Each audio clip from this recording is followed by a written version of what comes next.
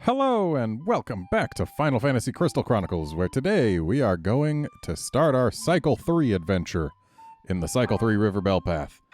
As you can see, there's a mer drop there now, where there wasn't at the end of the last episode.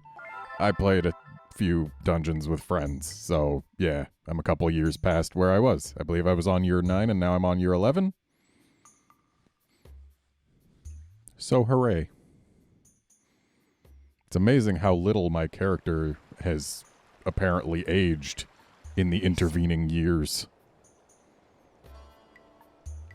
Considering it's been 10 years since we set out, and I look the exact same.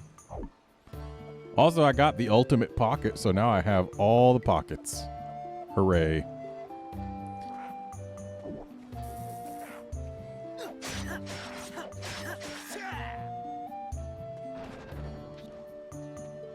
I forgot to see what my bonus objective was. And that actually kind of matters a little bit. Open treasure chests, huh? So, that Dark Hedgehog we want to not play with until we find a Raise Magicite, because, yeah, as you can see, it's a little see-through, which means it doesn't take full damage from physical attacks until we cast Holy on it. Buddy, stop with the stabbings. Alright, the first Magicite we find are Fire and Blizzard, which I already have one of each of. Great. And Cure, which I just don't even need. And I'm supposed to open treasure chests, right?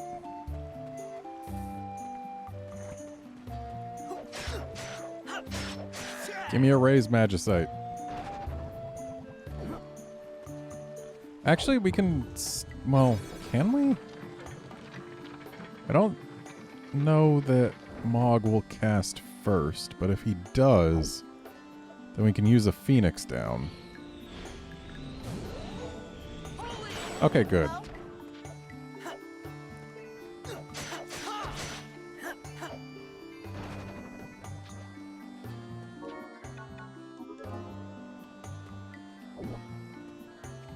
Though I would much rather have a Raise Magicite so that we don't have to use Phoenix Downs. Much better to use infinite resources than limited ones.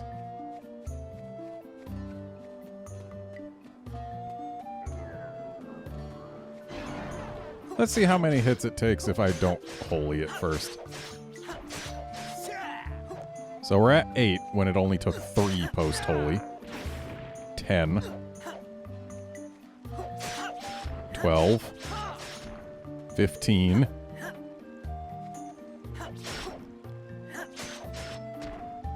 18, 19, 23,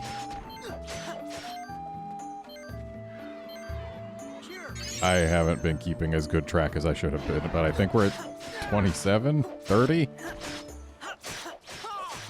Yeah, more than 10 times as many hits if you don't Holy it. So...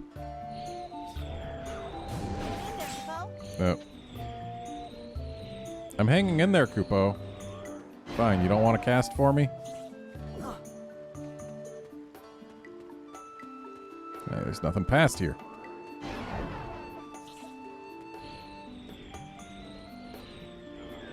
Yeah. Mog just doesn't want to cast for us. Well, it's dead now. But yeah, I'd rather not need to hit it 10 times as much in order to kill it. I really want to get a Life Magicite, and I want it very soon.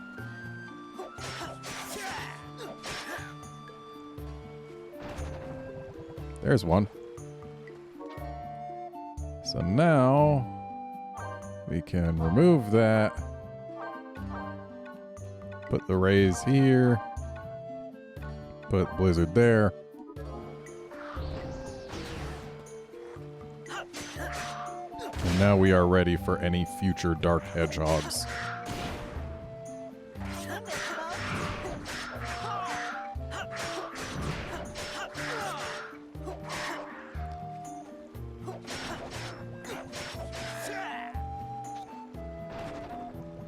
So it should be obvious by this point that the strength of the enemies here has gone up fairly significantly since Cycle 1.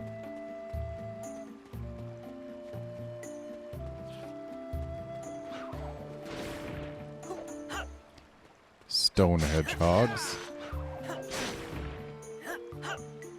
These guys, if you don't have a certain minimum attack value, your physical attacks actually just don't do damage to. Thankfully, I am past that minimum value. Also, my defense is way higher than it was when we challenged the final boss. I could probably take it by now. Because, yeah, we are now at 62 defense.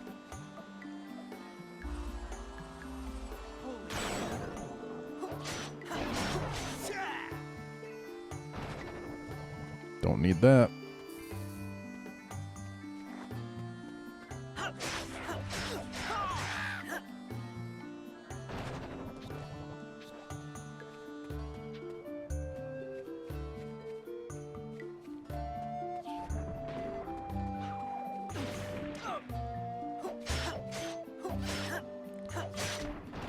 So if my family was alchemists, then it would be possible for me to get a recipe for an accessory that actually makes you immune to standard flinches. Like, lightning and blizzard and all that can still flinch you with that thing on, or freeze you. Basically, freezes and shocks still do what you expect, but standard flinches don't happen, which can be very useful. But my family isn't alchemists. I chose blacksmith, which was actually the wrong choice. By the way, this is the Moogle house here.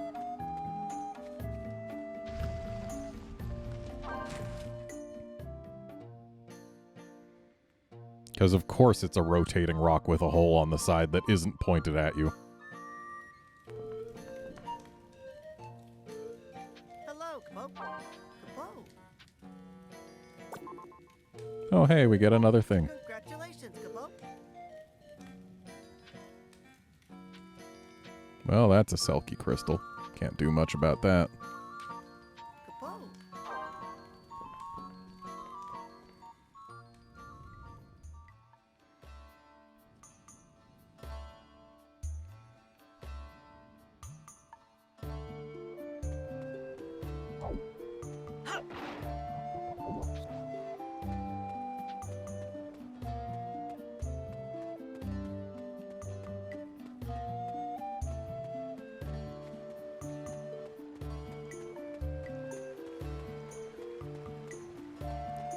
Yeah, definitely Cycle 3 dungeons are physically, in most cases, the exact same as Cycle 1. There are a few exceptions to that. And sure, some of the enemies will be unchanged. But then some of the enemies are swapped out for much spicier things. Like griffins instead of large goblins. Though, not always. Shadow hedgehogs in place of regular ones. And even the large goblins get better loot tables. Cycle 1, it is much harder to find mithril, that is for sure.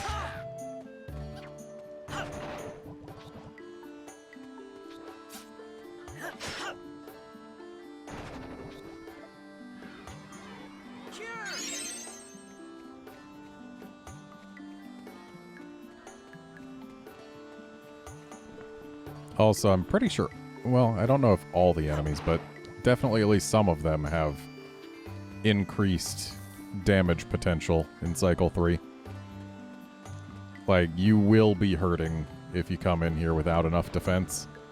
I personally view defense as a dump stat in this game in most cases, but once you're fighting either the final boss or are on Cycle 3, suddenly defense starts really mattering.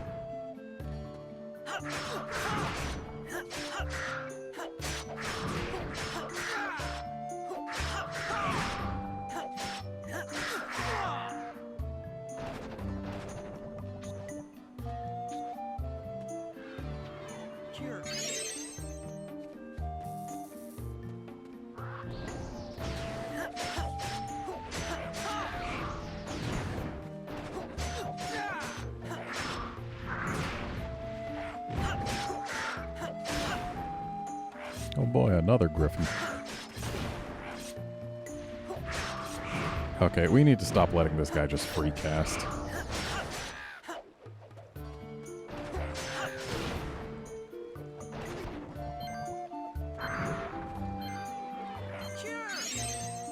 And this guy tossing rocks isn't helping either, considering the rocks are an auto flinch.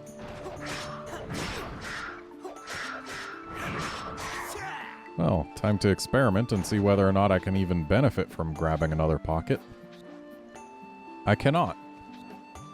So me grabbing pockets at this point just does nothing because I have every pocket in the game.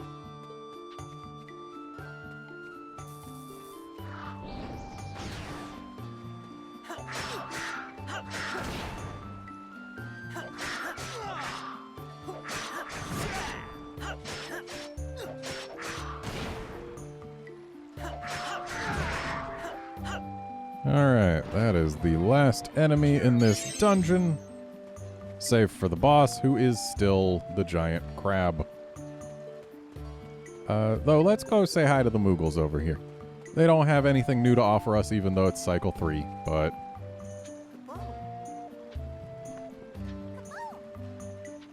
at least they're finally used to their new place.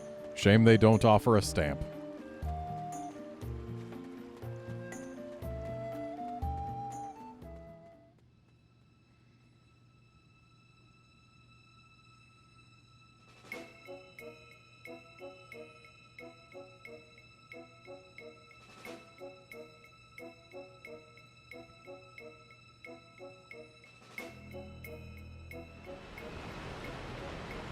And we know what the giant crab looks like.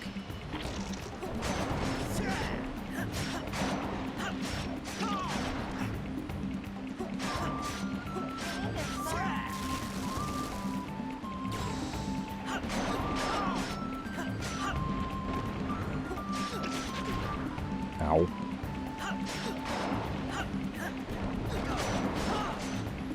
And now he can't use his non-hard cast thunder magic.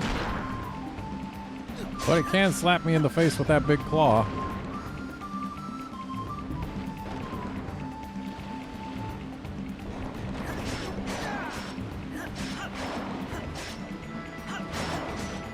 And now he can't do that either. He can only hard cast thunder magic or jump.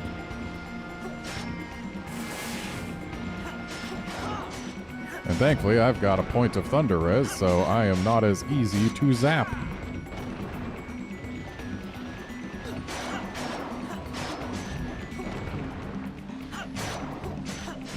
Goodbye, giant crab.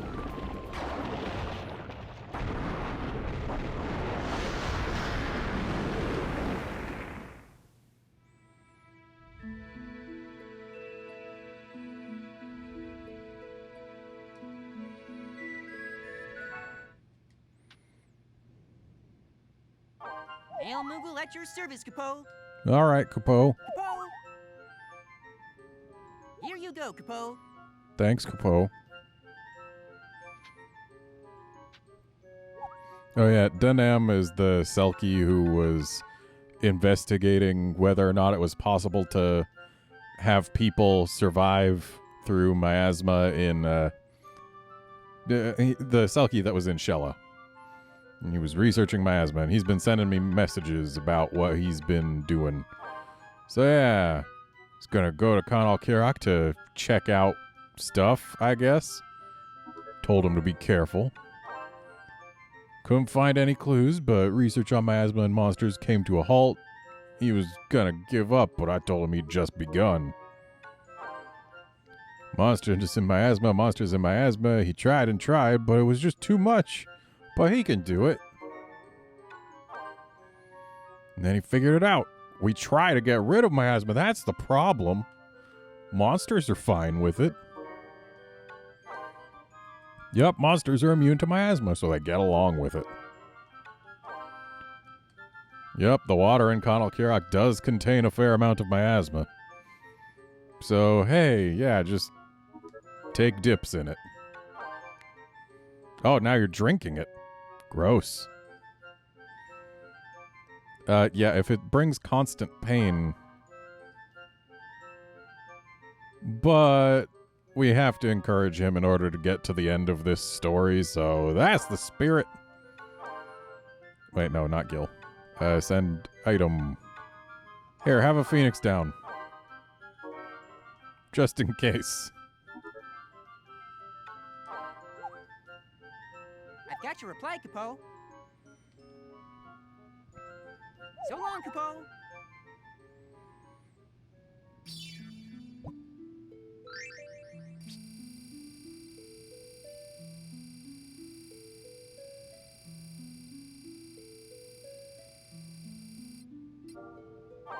Alright, that's a good point value.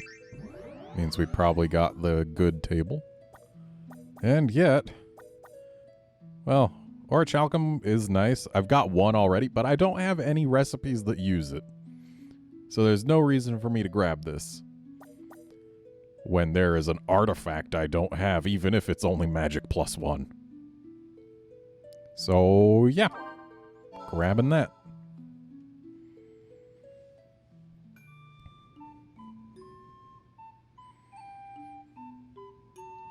If my count was accurate the last time I looked at my artifacts list, I am now missing 35. Out of a bunch, but still, bunch missing. And you know what? We're going to go ahead and end this episode here. Join us next time when we'll go somewhere else on Cycle 3. Probably Mushroom Forest, or maybe. You know what? Let's take a look over here, because here we can actually see the dungeons in the order in which they are meant to be, I guess. Or actually, no, it's not that. It's just in the order in which, well, I mean, some of them are. Some of them aren't. I don't know what the order is, but this seems like a good enough order to do things in, so I guess Goblin Wall is up next. See you then, friends.